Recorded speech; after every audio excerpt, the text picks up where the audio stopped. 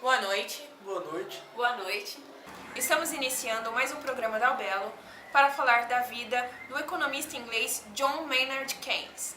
Keynes nasceu em 5 de junho de 1883 em Cambridge, na Inglaterra. Após doutorar-se em matemática em Cambridge, Keynes serve 2 anos na Índia como funcionário do Tesouro e, na volta a Londres, passa a ocupar cargos públicos. Em 1915, Keynes torna-se funcionário do Ministério das Finanças e, em 1919, chefia a delegação britânica à Conferência de Paz.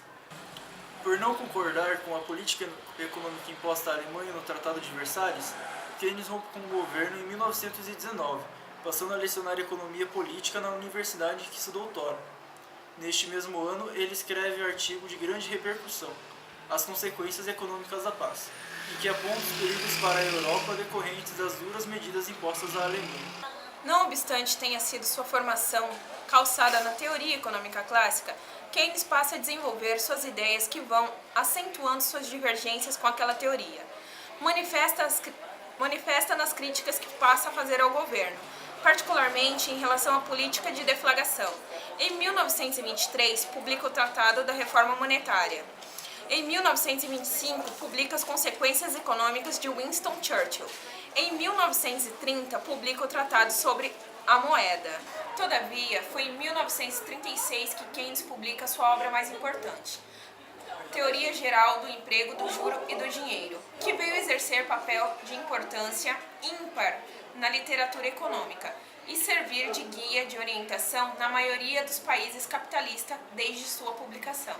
No livro Teoria Geral do Emprego, Juros e Moedas, publicado em 1936, Keynes supõe que a economia do mercado não é capaz de se autorregular, não garantindo, portanto, níveis baixos de desemprego e altos níveis de produção a longo prazo, estando sujeito a grandes flutuações que serão decorrentes de alterações no nível geral de investimentos privados.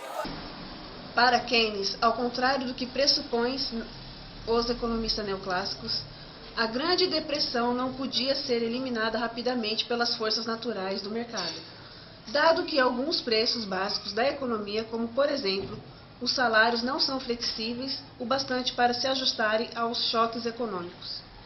Keynes propôs a expansão dos gastos governamentais e alterações nas políticas monetária e fiscal para resolver os problemas da Grande Depressão.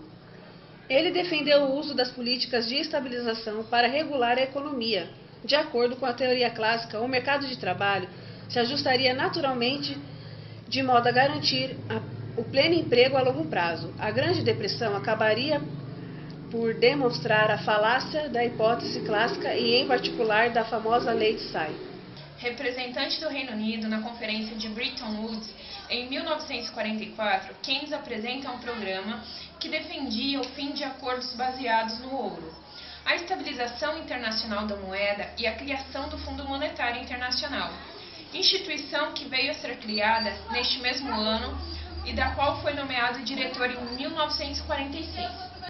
Em 1946, semanas após ter tido um forte atrito com o secretário de Finanças dos Estados Unidos, na primeira reunião do Fundo Monetário Internacional, por discordar de algumas decisões tomadas, Keynes morre vitimado por um infarto, legando para gerações futuras um importante trabalho, chamado mesmo de revolucionário, mostrando que o Estado, desde que atue de forma correta e no momento oportuno, pode ser importante instrumento corretor de ciclos próprios no sistema capitalista.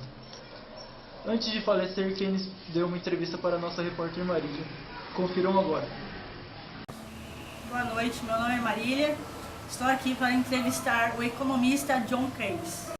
Professor Keynes, o senhor chamou a teoria desenvolvida em seu principal trabalho de teoria geral. Ela se chama geral por quê?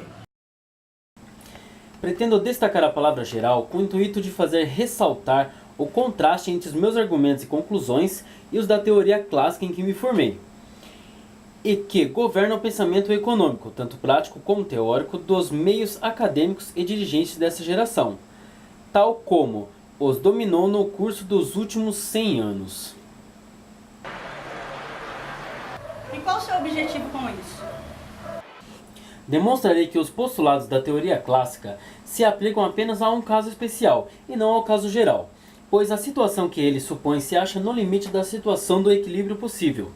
Além disso, as características desse caso especial não são as da sociedade econômica em que realmente vivemos, e de que modo os ensinamentos daquela teoria resultam ilusórios e nefastos se tentássemos aplicar suas conclusões ao fato de experiência. O senhor falou em demanda efetiva. Poderia defini-la para nós?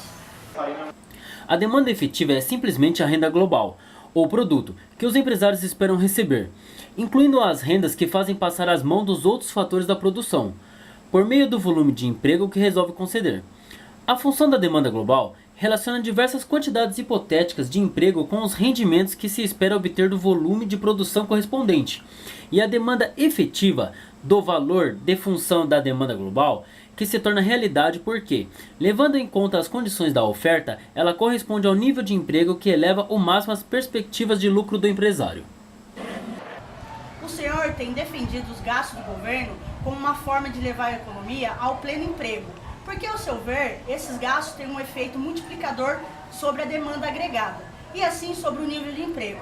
Como isso é possível?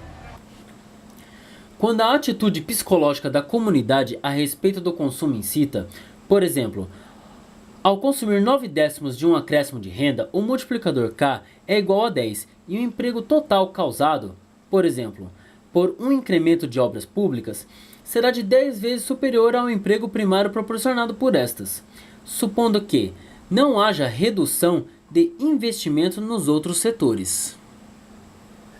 Mas, professor Keynes, a busca de pleno emprego com o aumento dos gastos do governo não causa inflação?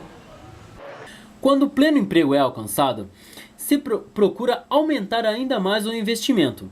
Os preços tendem a subir sem limites, seja qual for a propensão marginal a consumir. Isto é, chega-se a um estado de verdadeira inflação. Até aí, no entanto, a alta dos preços irá acompanhar de um aumento da renda global. Professor Keynes, o que o senhor pensa a respeito da política de restrição de crédito para combater a inflação? Quando o investimento caminha diante da poupança, temos um grande aumento da atividade, emprego intenso e tendência à inflação. Quando o investimento fica atrás, a atividade cai fortemente e parece o desemprego anormal, como agora. Objeta-se isso comumente que uma expansão de crédito necessariamente significa inflação. Mas nem toda a criação de crédito quer dizer inflação. Esta resulta somente quando tentamos, como na guerra e logo depois, continuar expandindo as atividades depois que todos estão empregados e nossas poupanças estão sendo integralmente utilizadas. A sugestão de que uma política de gastos de capital, se não desviar capitais da indústria comum, significa inflação, seria bastante verdadeira se estivéssemos diante de condições de alta atividade. Evocar o demônio da inflação como uma objeção à despesa de capital, nestes tempos, é como advertir dos perigos da excessividade de corpulência a um paciente que se está extinguindo de magreza. Quer dizer que a situação econômica está mesmo difícil? Temos, no fim, o pior dos mundos. O país está atrasado em termos de equipamentos. Os lucros empresariais são pobres, com o resultado de que suas receitas do imposto sobre a renda desapontam o ministro do Tesouro, que é incapaz tanto de aliviar o contribuinte quanto de levar adiante esquemas de reforma social. O desemprego é violento. Esta falta de prosperidade derruba até mesmo o objetivo original de uma taxa de juros baixas. Então as taxas se mostram, depois de tudo, altas. O senhor atribui essa situação à política econômica conservadora do governo? Não é um acidente que o governo conservador nos tenha jogado na confusão em que nós nos encontramos. É o resultado natural de sua filosofia. Não se deve pressionar por telefone ou eletricidade, porque isso elevaria a taxa de juros. Não se deve acelerar as obras rodoviárias e de habitação, pois isso esgotaria as oportunidades de emprego de que podemos precisar em anos futuros. Não se deve tentar empregar a todos, pois isso causará inflação. Não prometemos mais do que podemos realizar. Logo, nada prometemos. Bom, pessoal, essa foi a nossa entrevista com o professor Keynes. Muito obrigado pela presença. Agora saio com vocês. Obrigada pela companhia de vocês e tenham uma boa noite.